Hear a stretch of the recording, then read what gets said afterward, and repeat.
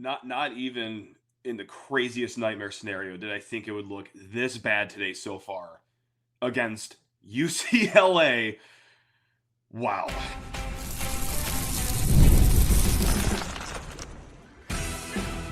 You are Locked On Spartans, your daily podcast on the Michigan State Spartans, part of the Locked On Podcast Network, your team every day. Spartan friends, Spartan family, Locked On Spartans listeners, I don't even know what to say, but that's not going to stop us from talking for the next 10 to 15 minutes here in something that I don't think we've ever done here. My memory is as unreliable as Michigan State's game prep, so I don't, maybe we've done it in the last few years, but I don't think we've ever done a halftime reaction, but this one felt appropriate. Fan passion, buy-in for Jonathan Smith, just faith in this program is hanging on by a thread going into this game, a homecoming game where one team is playing at 9 a.m. their body clock, where one team had to travel over 3 or 4 time zones, whatever that math is, to play this game. One team coming off of an emotional victory, and hey, we all know football, emotional roller coasters are certainly a thing. Yes, there is one team that is in year 2 of a rebuild, I understand. That's Michigan State. But they're playing against a team that's in week number 2 of a rebuild, and they are getting throttled at halftime, 24-7. And guys, we got to talk. And you're not going to like the way I'm going to start this because I am just getting inundated, slammed with Fire Smith emails, tweets, texts, and hey, in a perfect world, that's the no-brainer decision. Of course it is. Is that reality though? This is where everyone's gonna not be happy. I'm not happy about it either. No, I don't think so. Because the buyout is too high. It is entirely all about the money. You got to shell out $31 million to buy him out. And then, well, you got to bring in another coach. You're going to talk $60-70 million to attract another guy. And then you're going to want a top-flight assistant pool to lure a coach away because, let's be honest, guys, it ain't great shakes up here in East Lansing. You're going to have to use some money to schmoo some people to get up here. So between the buyout, between a new contract, between the assistant pool, oh, yeah, you're going to need NIL to get some players that can actually play competent Big Ten football. We're looking at fundraising. What would that be, guys? $140 million-ish, $150 million-ish. I mean, I know Jay Batt's a hell of a fundraiser. This would be his Mona Lisa, though, if he could do that. So I hear the cries. I don't even say, like, I disagree with it at this point. I think I've sold all my stock now. I was wrong. I'm sorry just for any faith that I gave this fan base about Jonathan Smith and the hire, because I think by now, if not for nothing else, like, it's miserable right now. But if not for nothing else, at least all of us fans are on the same page right now, right? Like, after the Nebraska game, okay, you're starting to see things kind of, split in half. And even the week before that, things were really divided amongst the fan base after the USC game. Some people liked the way they fought in that second half. Even though they weren't really competitive that entire game, they at least showed fight. Woohoo. And then Nebraska happens. And I think now we have all come to the same party now. Even though it's year 2. Even though it's week 6 of the season.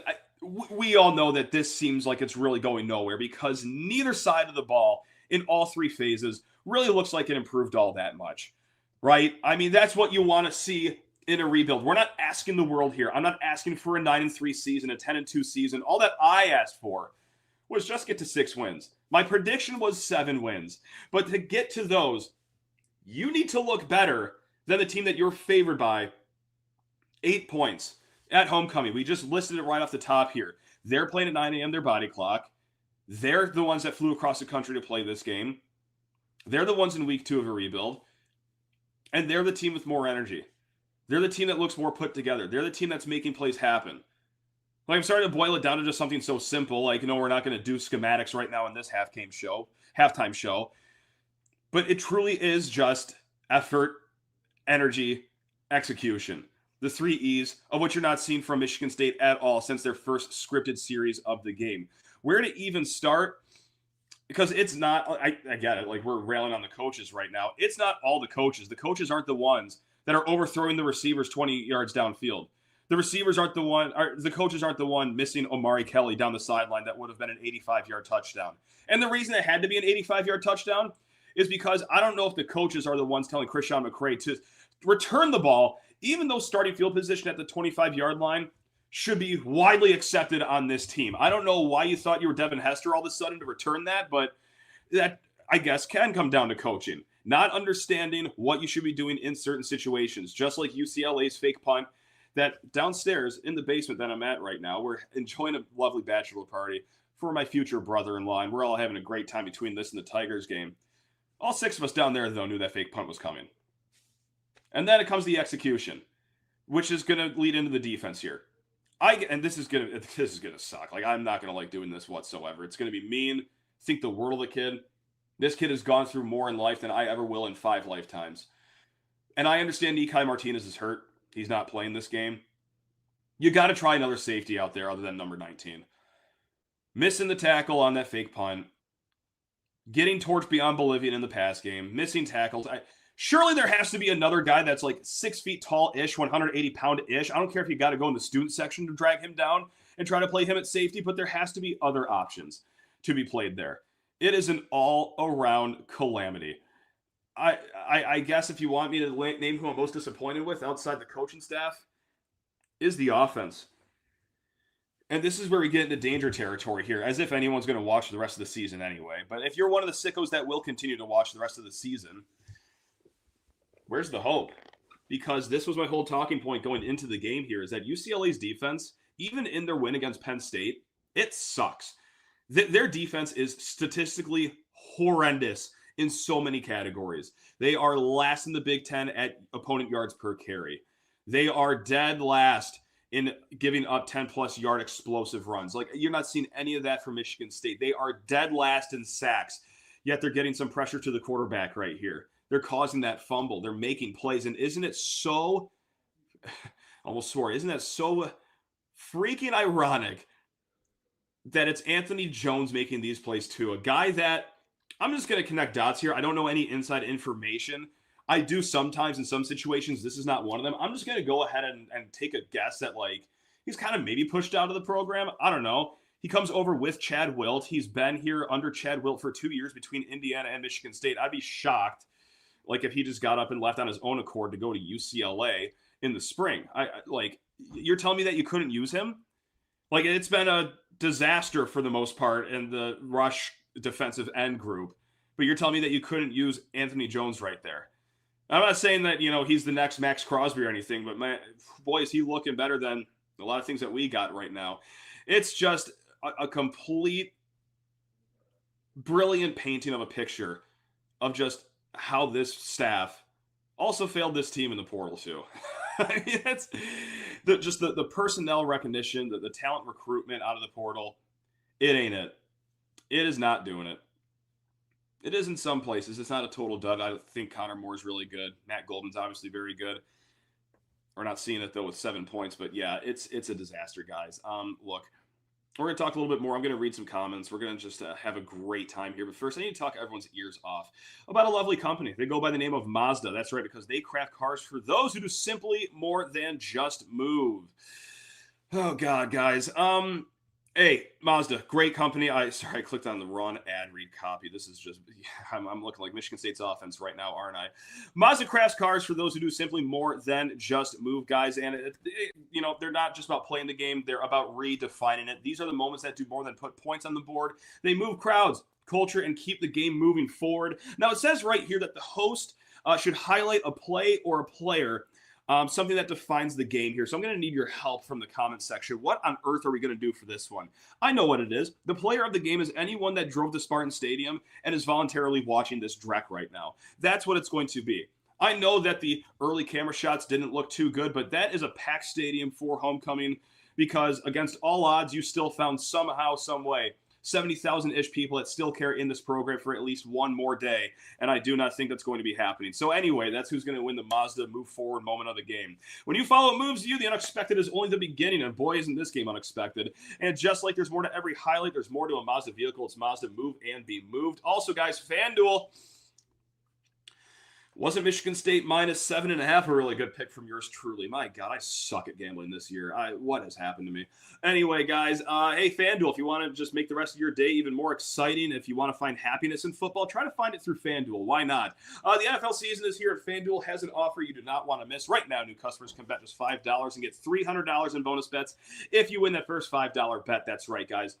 Pick a bet, put down $5, and if it hits, you'll unlock $300 in bonus bets to use across the app, guys. Whether you're a casual fan or you love diving into the stats, FanDuel makes the game day experience so much better. So what are you waiting for out there? Visit FanDuel.com to download the FanDuel app today to get started.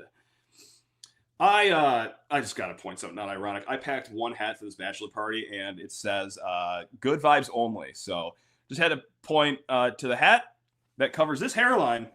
It has been caused by years and years of following Michigan State football. So just thought we could share a laugh really quick, if not for a fleeting moment there. Again, I'll reiterate this. This is going to sound a lot of what I talked about to start the show, but I'm not in the Fire Smith phase. It's actually, I think we're somewhere even worse. Because as you know, like, do I agree with Fire Smith? Yes, if there was a magical wand that can make all the money disappear and that not be an issue, yeah, I'm ready to hit the reset button. I'm not too inspired, especially after getting I could barely understand a loss to UCLA, but getting throttled and looking just that lifeless and disinterested, like, that's completely and utterly inexcusable. So, no, I don't think that Smith gets fired, which makes the spot that we're in, like, even worse. Like, we're going through the rest of the year with this. What's fan buy-in? Like, who cares about that in the grand scheme of things? But I do wonder, like, what a game like this does to the locker room. You saw last year, and you heard it, like, on the record too last year, that guys, like, weren't really buying in the last month of the season. If that happens again, and this is something that we talked about time and time again in the offseason, like, I understand it at the first year. You get a bunch of guys you didn't recruit, and maybe they're not buying into your culture. It's a tough season. All right, guys start tuning out last month of the season. Incredibly disappointing, but okay, you could talk yourself into why that's understandable in the first year of a head coach. If this happens again in the second year, and this is what we talked about all offseason, that's completely and utterly inexcusable. He's brought in here to create a culture of winning.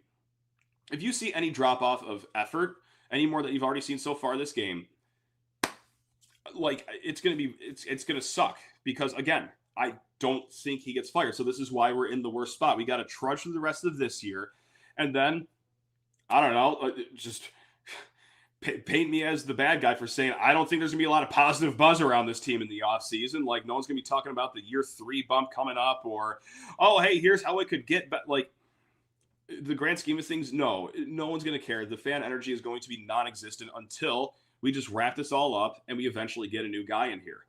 So this is why we're in, like, maybe the worst spot possible. It's even, like, further than purgatory. I feel like we're in hell right now. It is a miserable time. So I hear you guys. I hear the Fire Smith, but I'm afraid that we're in an even worse spot than that, because it would be the second highest buyout of all time. We went through all the numbers in the first segment. You're talking fundraising well north of $100 million to make all of this work in one off season. So for any program, I don't care if you're, like, the best of the best in the SEC or the Big Ten, like, that's a lot of money that you got to fundraise to help your football program at a university that's trying to make cost cuts in many other different departments too.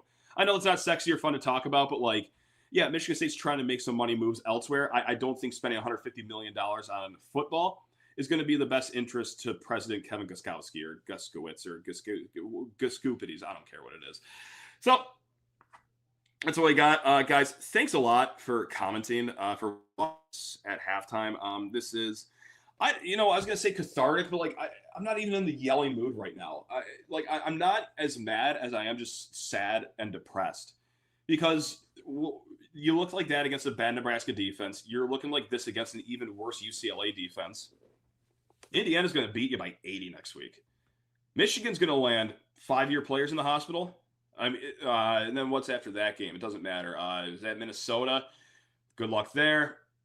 Iowa, get popped by Maryland at the end of the year at Ford Field. Yeah. The goal was very easy this year. At least I thought it was easy. Get to 6 wins and also show improvement on both sides of the ball, or at this point, any side of the ball. And here we are. Here we are. Steve Brown writes in, you need a teddy bear. I do need a teddy bear. I could really use a teddy bear to hug right now. Doug writes in, dude, you have a party to lead tonight. Come on, man. And that is going to bring us to this next point. Guys, I don't know when I'm going to be talking to you next. We might do an episode tomorrow, but if Michigan State miraculously turns this around, I will be Ubering back to this Airbnb to do a miraculous post-game victory show, but I don't foresee myself doing that. So whenever we talk next, enjoy the gap between now and then. Love all you guys. Go green. I don't even know what to say anymore. Go green.